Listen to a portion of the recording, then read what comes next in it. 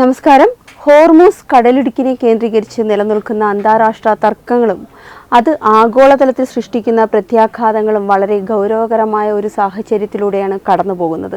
ലോകത്തിലെ എണ്ണ വ്യാപാരത്തിന്റെ ഏതാണ്ട് 20% കടന്നുപോകുന്ന അതീവ തന്ത്രപ്രധാനമായ ഈ ജലപാത ഇന്ന് വൻ ശക്തികൾ തമ്മിലുള്ള ബലപരീക്ഷണത്തിന്റെ വേദിയായി മാറിയിരിക്കുന്നു. ഇറാനും അമേരിക്കയും തമ്മിലുള്ള ചർച്ചകൾ പരാജയപ്പെട്ടതിനെ തുടർന്ന് അമേരിക്ക പ്രഖ്യാപിച്ച നാവിക ഉപരോധം അന്താരാഷ്ട്ര വിപണിയെയും നയതന്ത്ര ബന്ധങ്ങളെയും ഒരുപോലെ പ്രതിസന്ധിയിലാക്കിയിരിക്കുകയാണ്.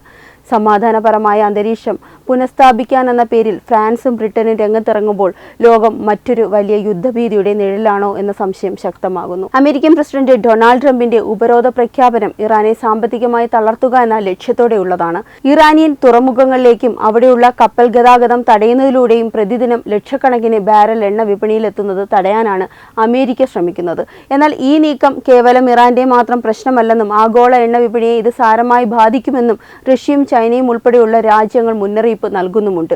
അമേരിക്കയുടെ ഈ നടപടിയെ കടൽക്കൊള്ള എന്ന് വിശേഷിപ്പിച്ച ഇറാൻ തങ്ങളുടെ തുറമുഖങ്ങൾ സുരക്ഷിതമല്ലെങ്കിൽ മേഖലയിലെ മറ്റു തുറമുഖങ്ങളും സുരക്ഷിതമായിരിക്കില്ല എന്ന കർശനമായ നിലപാടാണ് സ്വീകരിച്ചിരിക്കുന്നത്.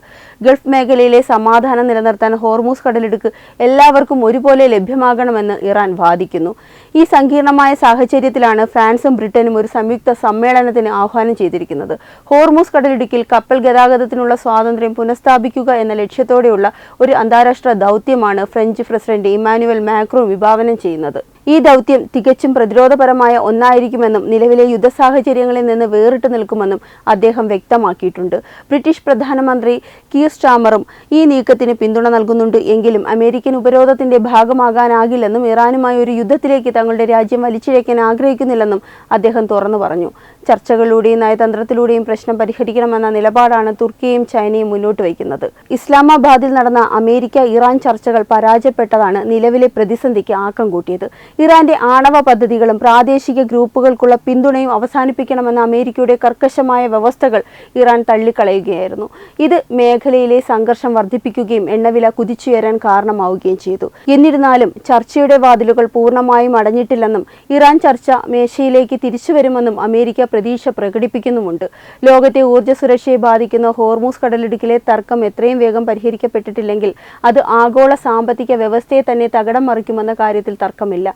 നയതന്ത്രപരമായ നീക്കങ്ങളിലൂടെ മാത്രമേ ഈ പ്രതിസന്ധിക്ക് ശാശ്വത പരിഹാരം കാണാൻ സാധിക്കൂ എന്ന് ലോകരാഷ്ട്രങ്ങൾ തിരിച്ചറിഞ്ഞിരിക്കുകയാണ്. ഇറാനും ഫ്രാൻസും തമ്മിലുള്ള ഒരു യുദ്ധം എന്നത് ആധുനിക ലോകത്ത് കേവലം രണ്ട് രാജ്യങ്ങൾ തമ്മിലുള്ള പോരാട്ടം എന്നതിലുപരി ഭൗമരാഷ്ട്രീയവും സാങ്കേതികമായ നിരവധി ഘടകങ്ങൾ ഒത്തുചേർന്ന സങ്കീർണമായ ഒരു സാഹചര്യമാണ്. ഈ രണ്ട് രാജ്യങ്ങളും സൈനികമായി ശക്തരാണെങ്കിലും അവിടുത്തെ ശക്തി കേന്ദ്രങ്ങളും യുദ്ധതന്ത്രങ്ങളും വ്യത്യസ്തമാണ്. ഫ്രാൻസ് അത്യാധുനിക സാങ്കേതിക വിദ്യയും കരുത്തുറ്റ വ്യോമസേനയും ആണവായുധ ശേഷിയുമുള്ളൊരു നാറ്റോ അംഗരാജ്യമാണ്. മറുഭാഗത്ത് ഭൂമിശാസ്ത്രപരമായ മുൻതൂക്കമുള്ള രാജ്യമാണ് ഇറാൻ.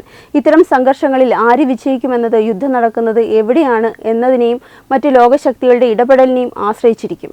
സൈനിക സന്നാഹങ്ങൾ പരിശോധിച്ചാൽ ഫ്രാൻസിന് വ്യക്തമായ മേൽക്കൈ പല മേഖലകളിലുമുണ്ട്. ലോകത്തിലെ ഏറ്റവും മികച്ച യുദ്ധവിമാനങ്ങളിലൊന്നായ റഫേൽ വിമാനങ്ങൾ ഫ്രാൻസിന്റെ കരുത്താണ്. അത്യാധുനികമായ വിമാനവാഹിനി കപ്പലുകളും ആണവ അന്തർവാഹിനികളും ഫ്രാൻസിനുണ്ട്. കടൽ കടന്നുള്ള ഒരു യുദ്ധത്തിൽ ഫ്രാൻസിന്റെ നാവിക വ്യോമശക്തി അജേയമാണ്. കൂടാതെ ഫ്രാൻസിന് നാറ്റോ സഖ്യ കക്ഷികളുടെ പിന്തുണ ലഭിക്കാനുള്ള സാധ്യതയും കൂടുതലാണ്. എന്നാൽ ഇറാൻ ഒരു നിസ്സാര ശത്രുവല്ല. ലോകത്തിലെ ഏറ്റവും വലിയ ബാലിസ്റ്റിക് മിസൈൽ ശേഖരങ്ങളിൽ ഒന്ന് ഇറാന്റെ പക്കലുണ്ട്. ഹോർമൂസ് കടലിടുക്ക് പോലെയുള്ള തന്ത്രപ്രധാനമായ ഇടങ്ങളിൽ സ്വാധീനമുള്ളതിനാൽ ആഗോള എണ്ണ വിപണിയെ തകർക്കാൻ ഇറാന് സാധിക്കും. ഡ്രോൺ സാങ്കേതിക വിദ്യയിലും ഒളിപ്പോരിലും ഇറാൻ തങ്ങളുടെ കഴിവ് ഇതിനോടകം തെളിയിച്ചിട്ടുമുണ്ട്. യുദ്ധം നടക്കുന്നത് ഇറാന്റെ മണ്ണിലാണെങ്കിൽ ഫ്രാൻസിന് വിജയം അത്ര എളുപ്പമാകില്ല. ഇറാന്റെ ഭൂപ്രകൃതിയും അവിടുത്തെ വിപ്ലവ ഗാർഡുകളുടെ കടുത്ത പ്രതിരോധവും ഏതൊരു വിദേശ സൈന്യത്തിനും വലിയ വെല്ലുവിളിയാണ്. വിയറ്റ്നാം അല്ലെങ്കിൽ അഫ്ഗാനിസ്ഥാൻ യുദ്ധങ്ങളിൽ സംഭവിച്ചതുപോലെ അത്യാധുനിക ആയുധങ്ങൾ ഉണ്ടായതുകൊണ്ട് മാത്രം ഒരു രാജ്യത്തെ കീഴടക്കാൻ കഴിയില്ലെന്ന് ചരിത്രം തെളിയിക്കുന്നു. ഒരു പരിധിയിൽ കൂടുതൽ യുദ്ധം നീണ്ടുപോയാൽ അത് ഫ്രാൻസിന്റെ സമ്പദ്വ്യവസ്ഥയെയും ആഭ്യന്തര രാഷ്ട്രീയത്തെയും സാരമായി ബാധിക്കും. അതേസമയം ഇറാന് ഫ്രാൻസിന്റെ മണ്ണിൽ നേരിട്ട് ഒരാക്രമണം നടത്താനുള്ള ശേഷി കുറവാണെങ്കിലും സൈബർ ആക്രമണങ്ങളിലൂടെയും മറ്റ് പരോക്ഷ യുദ്ധമുറകളിലൂടെയും ഫ്രാൻസിനെ സമ്മർദ്ദത്തിലാക്കാൻ അവർക്ക് സാധിക്കും. അന്തിമമായി നോക്കിയാൽ ആധുനിക യുദ്ധത്തിൽ ആരും പൂർണ്ണമായി വിജയിക്കാറില്ല എന്നതാണ് സത്യം.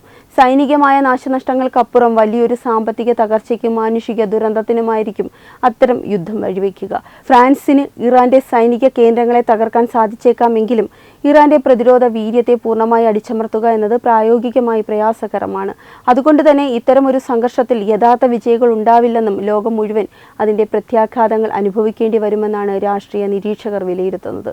ആയുധബലത്തേക്കാൾ നയതന്ത്രമായ ചർച്ചകളിലൂടെയും സമാധാനമായ ശ്രമങ്ങളിലൂടെയും പ്രശ്നങ്ങൾ പരിഹരിക്കപ്പെടുന്നതാണ് എന്നും ലോകത്തിന് ഗുണകരം. ഇറാനും ഫ്രാൻസും തമ്മിൽ ഒരു നേരിട്ടുള്ള സൈനിക സംഘർഷം ഉണ്ടായാൽ അത് കേവലം രണ്ട് രാജ്യങ്ങൾ തമ്മിലുള്ള യുദ്ധമായി അവശേഷിക്കില്ല. നിലവിലെ ആഗോള രാഷ്ട്രീയ ചേരിതിരിവുകൾ അനുസരിച്ച് ലോകം രണ്ട് വൻ ശക്തികൾക്കിടയിലായി വിഭജിക്കാൻ സാധ്യതയുണ്ട്. ഓരോ രാജ്യത്തിൻ്റെയും സാമ്പത്തിക പ്രതിരോധ താൽപ്പര്യങ്ങൾ മുൻനിർത്തിയായിരിക്കും സഖ്യകക്ഷികൾ തീരുമാനിക്കപ്പെടുക. ഇത് മധ്യേഷ്യയും യൂറോപ്പിനെയും ഒരുപോലെ ബാധിക്കുന്ന ഒരു വലിയ ആഗോള പ്രതിസന്ധിയായി മാറും. ഫ്രാൻസിനെ സംബന്ധിച്ചിടത്തോളം അവരുടെ ഏറ്റവും വലിയ കരുത്ത് നാറ്റോ സഖ്യമാണ്. നാറ്റോ ഉടമ്പടി പ്രകാരം അംഗരാജ്യങ്ങളിൽ ഒന്നിനെതിരെ ഉണ്ടാകുന്ന ആക്രമണം എല്ലാവർക്കും നേരെയുള്ള ആക്രമണമായി കണക്കാക്കപ്പെടുന്നു. അതിനാൽ അമേരിക്ക, ജർമ്മനി, ഇറ്റലി തുടങ്ങിയ യൂറോപ്യൻ രാജ്യങ്ങളുടെ നേരിട്ടുള്ളതോ അല്ലാത്തതോ ആയ പിന്തുണ ഫ്രാൻസിന് ലഭിക്കും. പ്രത്യേകിച്ചും അമേരിക്കയുടെ സൈനികവും സാങ്കേതികവുമായ സഹായം ഫ്രാൻസിൻ്റെ കരുത്ത് വർദ്ധിപ്പിക്കും. കൂടാതെ ഇറാനുമായി മേഖലയിൽ ശത്രുതയിലുള്ള ഇസ്രയേൽ, സൗദി അറേബ്യ തുടങ്ങിയ രാജ്യങ്ങൾ പരസ്യമായോ രഹസ്യമായോ ഫ്രാൻസിനൊപ്പം നിൽക്കാൻ സാധ്യതയുമുണ്ട്. യൂറോപ്യൻ യൂണിയനിലെ ഭൂരിഭാഗം രാജ്യങ്ങളും നയതന്ത്രപരമായും സാമ്പത്തികമായും ഫ്രാൻസിനെയായിരിക്കും പിന്തുണയ്ക്കുക. മറുഭാഗത്ത് ഇറാന്റെ സഖ്യകക്ഷികൾ പ്രധാനമായും പാശ്ചാത്യ വിരുദ്ധ നിലപാടുള്ള രാജ്യങ്ങളായിരിക്കും. റഷ്യയും ചൈനയും ഇറാനുമായി വളരെയധികം അടുത്ത ബന്ധം പുലർത്തുന്ന രാജ്യങ്ങളാണ്. റഷ്യയുമായി പ്രതിരോധ മേഖലയിൽ വലിയ സഹകരണം ഇറാന് നിലവിലുണ്ട്. അമേരിക്കൻ സ്വാധീനം കുറയ്ക്കാൻ ആഗ്രഹിക്കുന്ന ചൈന സാമ്പത്തിക സഹായങ്ങളിലൂടെയും ഐക്യരാഷ്ട്രസഭയിലെ നയതന്ത്ര നീക്കങ്ങളിലൂടെയും ഇറാനെ സഹായിച്ചേക്കാം. കൂടാതെ സിറിയ, ലെബനനിലുള്ള ഹിസ്ബുള്ള, യമനിലെ ഹൂതി വിമതർ തുടങ്ങിയ പ്രാദേശിക ശക്തികൾ ഇറാന്റെ ഭാഗമായി യുദ്ധത്തിൽ പങ്കുചേരാൻ സാധ്യതയുണ്ട്. ഇത് യുദ്ധത്തെ കൂടുതൽ സങ്കീർണമാക്കുകയും മിഡിൽ ഈസ്റ്റ് മുഴുവൻ വ്യാപിക്കാൻ കാരണമാവുകയും ചെയ്യും. തുർക്കി, ഖത്തർ തുടങ്ങിയ രാജ്യങ്ങൾ ഇത്തരം ഒരു സാഹചര്യത്തിൽ വളരെ സൂക്ഷ്മമായ നിലപാടുകളായിരിക്കും സ്വീകരിക്കുക. അവർക്ക് ഇരുപക്ഷവുമായും ബന്ധമുള്ളതിനാൽ ഒരു മധ്യസ്ഥന്റെ റോളിലായിരിക്കും അവർ കൂടുതലായി ശ്രദ്ധ കേന്ദ്രീകരിക്കുക. ഇന്ത്യയെ പോലുള്ള രാജ്യങ്ങൾ മുൻപ് സൂചിപ്പിച്ചതുപോലെ നിഷ്പക്ഷത പാലിക്കാനും സമാധാന ചർച്ചകൾക്കായി സമ്മർദ്ദം ചെലുത്താനുമാണ് സാധ്യത. ചുരുക്കത്തിൽ ഫ്രാൻസിനൊപ്പം ശക്തമായ ഒരു സൈനിക സഖ്യം അണിനിരക്കുമ്പോൾ ഇറാനൊപ്പം നിലനിൽക്കുന്ന ലോകക്രമത്തെ വെല്ലുവിളിക്കുന്ന രാജ്യങ്ങളും പ്രാദേശിക പോരാളികളും ഒന്നിക്കും. ഇത് ലോകത്തെ ഒരു മൂന്നാം ലോക മഹായുദ്ധത്തിന്റെ വക്കിലേക്ക് എത്തിച്ചേക്കാമെന്ന അത്യന്തം അപകടകരമായ ഒരു സാഹചര്യമാകും സൃഷ്ടിക്കുക. സങ്കീർണമായ ആഗോള രാഷ്ട്രീയ സാഹചര്യത്തിൽ ഇന്ത്യ സ്വീകരിക്കുന്ന വിദേശ നയം എപ്പോഴും സമാധാനത്തിനും പരമാധികാരത്തിനും മുൻഗണന നൽകുന്ന ഒന്നാണ്. ഫ്രാൻസും ഇറാനും തമ്മിൽ ഒരു സൈനിക സംഘർഷമുണ്ടായാൽ ഇന്ത്യയുടെ നിലപാട് ആഗോളതലത്തിൽ വലിയ പ്രാധാന്യത്തോടെ നോക്കിക്കാണപ്പെടും. ചരിത്രപരമായും സാമ്പത്തികമായും ഇരു രാജ്യങ്ങളും ഇന്ത്യക്ക് ദൃഢമായ ബന്ധമാണുള്ളത്. ഫ്രാൻസ് ഇന്ത്യയുടെ ഏറ്റവും അടുത്ത തന്ത്രപ്രധാനമായ പങ്കാളിയും പ്രതിരോധ മേഖലയിലെ വലിയ സഹായിയുമാണെങ്കിൽ ഇറാൻ ഇന്ത്യയുടെ ഊർജ്ജ സുരക്ഷയിലും വ്യാപാര ഇടനാഴിയിലും നിർണായകമായ സ്വാധീനമുള്ള രാജ്യമാണ്. ഇത്തരം സാഹചര്യത്തിൽ ഏതെങ്കിലും ഒരു പക്ഷം ചേരുക എന്നത് ഇന്ത്യയെ സംബന്ധിച്ചിടത്തോളം അങ്ങേയറ്റം വെല്ലുവിളി നിറഞ്ഞ ഒന്നാണ്. ഫ്രാൻസുമായുള്ള ഇന്ത്യയുടെ ബന്ധം പരിശോധിച്ചാൽ അത് കേവലം ഒരു സൗഹൃദത്തിനപ്പുറം തന്ത്രപരമായ പങ്കാളിത്തമാണ്. റഫാൽ വിമാനങ്ങൾ മുതൽ ആണവോർജ്ജം വരെയുള്ള മേഖലകളിൽ ഫ്രാൻസ് ഇന്ത്യയെ സഹായിക്കുന്നുമുണ്ട്.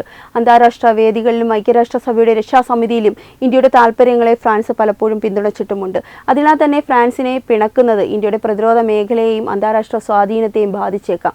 എന്നാൽ മറുവശത്ത് ഇറാനുമായുള്ള ബന്ധം ഇന്ത്യയുടെ ഭൂമിശാസ്ത്രപരമായ താൽപ്പര്യങ്ങളുമായി ബന്ധപ്പെട്ടതാണ്. മധ്യേഷ്യയിലേക്കുള്ള ഇന്ത്യയുടെ കവാടമായ ചൗബഹാർ തുറമുഖം ഇറാന്റെ സഹായത്തോടെയാണ് വികസിപ്പിക്കുന്നത്. പാകിസ്ഥാനെ മറികടന്ന് അഫ്ഗാനിസ്ഥാനിലേക്കും യൂറോപ്പിലേക്കും വ്യാപാരം നടത്താൻ ഇറാൻ ഇന്ത്യക്ക് അനിവാര്യമാണ്. കൂടാതെ ഇന്ത്യയുടെ ഇന്ധന ആവശ്യങ്ങൾ നിറവേറ്റുന്നതിൽ ഇറാൻ മുൻപന്തിയിലുള്ള രാജ്യവുമാണ്. ഇത്തരമൊരു യുദ്ധ സാഹചര്യത്തിൽ ഇന്ത്യ ഒരു പക്ഷേ തന്ത്രപ്രധാനമായ സ്വയംഭരണാധികാരം എന്ന നയമായിരിക്കും സ്വീകരിക്കുക.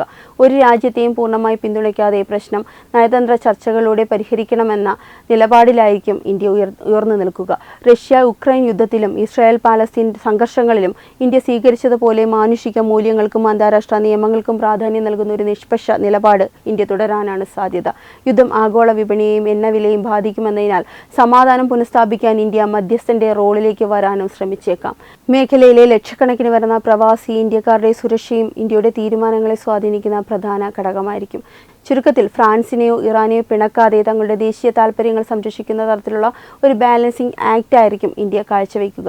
സൈനികമായ ഇടപെടലുകളിൽ നിന്ന് വിട്ടുനിൽക്കുകയും ഇരുപക്ഷത്തോടും സംയമനം പാലിക്കാൻ ആവശ്യപ്പെടുകയും ചെയ്യുന്നതിലൂടെ തങ്ങളുടെ വിശ്വസ്തമായ വിദേശ നയം ലോകത്തിന് മുമ്പിൽ കാണിച്ചു കൊടുക്കാൻ ഇന്ത്യ ശ്രമിക്കും. വൻശക്തികൾക്കിടയിൽ സ്വന്തം വ്യക്തിത്വം നിലനിർത്തിക്കൊണ്ട് ലോക സമാധാനത്തിനായി നിലകൊള്ളുന്ന രീതിയിലായിരിക്കും ഇന്ത്യയുടെ പ്രവർത്തനം. വെബ് ഡെസ്ക് തത്വമൈ ന്യൂസ്.